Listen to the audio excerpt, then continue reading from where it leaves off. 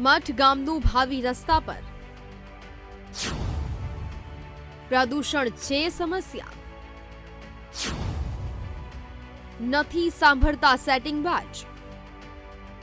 બાળક સ્કૂલે જશે તો તેનું ભવિષ્ય સુધરી જશે તેવું દરેક માતા પિતા વિચારતા હોય છે, પરંતુ કોડીનારના મઠ ગામે તો બાળક સ્કૂલે જશે તો બીમાર પડીને આવશે તેવો ડર દરેક માતા પિતાને રહે છે, કારણ કે અંબુજા કંપનીની જેટીમાંથી કોલસી ઉડતા વિદ્યાર્થીઓ સ્કૂલમાં ભણી નથી શકતા, જેથી બુધવારના દિવસે બાળકોએ જેટીના ગેટ પાસે રસ્તો જામ કરીને અભ્યાસ કર્યો હતો।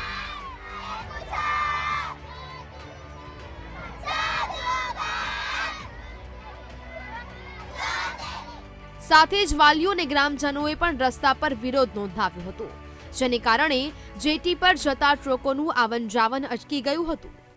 અમારે નિશાળમાં ડસ્ટિંગ ઉડે, બાળકોના રમતા હોય, પછી જમતા હોય તો કોલસી ઉડે। હમણાં તો 15-20 ફૂટની દિવાલ પડી તો અમારા બાળકો તો આજુબાજુમાં રમતા હોય, જો બાળકો પર પડી ને બાળકોને લાગી ગયું તો એની જિમ્મેદારી કોણ લે? આ અંબુજામાંથી ઉડીને ડાયરેક્ટના નિશાળે આવે, અમારા સેન્ટર આરોગ્ય સેન્ટરમાં આવે તો બાળકને કેટલું નુકસાન થાય? જમતા હોય તો એના પેટમાં જાય, વારંવાર માંદા પડે તો અમારે ખર્ચો તો કરવો ને। એટલે અમારું કહેવાનું એ છે કે આ સ્કૂલને છે ને આનેથી દૂર લઈ જાઓ, એટલે દૂર જાય તો આ એક પ્રોબ્લેમ સોલ્વ થઈ જાય અને બાળકો વ્યવસ્થિત ભણી શકે। બસ આ એક જો ન આમ કરીએ તો કોઈ જવાબ દેતું નથી। કેટલા ટાઈપની અમે કલેક્ટરમાં અરજી આપી, પછી પોલીસમાં આપી, એમ બધામાં અરજી કરી, દિવાલ પાછળ પડી ગઈ તો એ કોઈ જવાબ દેતું નથી। 1.5 મહિનો થયો। અને બીજા નંબરમાં શું છે કે અમારે જો આવી રીતે ન કરીએ તો કોઈ સાંભળતું નથી। જેટીને કારણે શું પડે છે તકલીફ? હવે આ વિરોધને કારણે અંગે વાત કરવામાં આવે તો અંબુજા કંપનીની જેટી મઠગામ પાસેના દરિયા કિનારે આવેલી છે, જ્યાં કોલસી અને જીપ્સમનો સ્ટોક કરવામાં આવે છે અને આ કારણે સતત કોલસી ઉડતી રહે છે। કોલસીની ભૂકી ઉડતા સ્કૂલમાં રોજ કોલસીની ભૂકીના થર જામી જાય છે।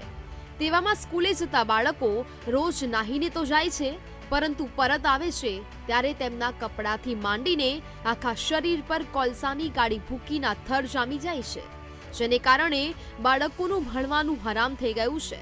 તો કોલસીની ભૂકી શ્વાસના માધ્યમથી શરીરમાં જતા રોજ કોઈને કોઈ બાળકો બીમાર પડે છે। તેવામાં વાલીઓની માંગ છે કે સ્કૂલને જેટીથી દૂર ખસેડવામાં આવે, જો કે આ અંગેની વારંવાર રજૂઆતો કરવા છતાં કોઈ સાંભળતું નથી, જેને કારણે વાલીઓએ આ રીતે વિરોધ નોંધાવવો પડ્યો।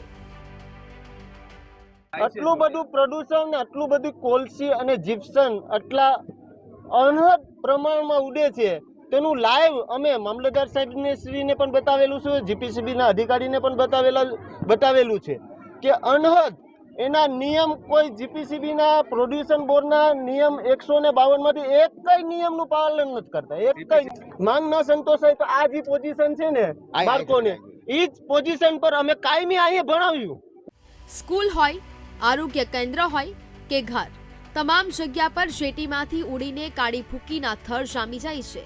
તમે ખુદ પણ અંબુજા કંપનીની જેટીમાં પ્લાન્ટ ચાલુ હોય ત્યારે કેટલી હદે કોલસાની ભૂકી ઉડે છે તે જોઈ શકો છો। અહીં એવું પણ નથી કે પોતાની સમસ્યા અંગે ગ્રામજનોએ તંત્રને જાણ નથી કરી।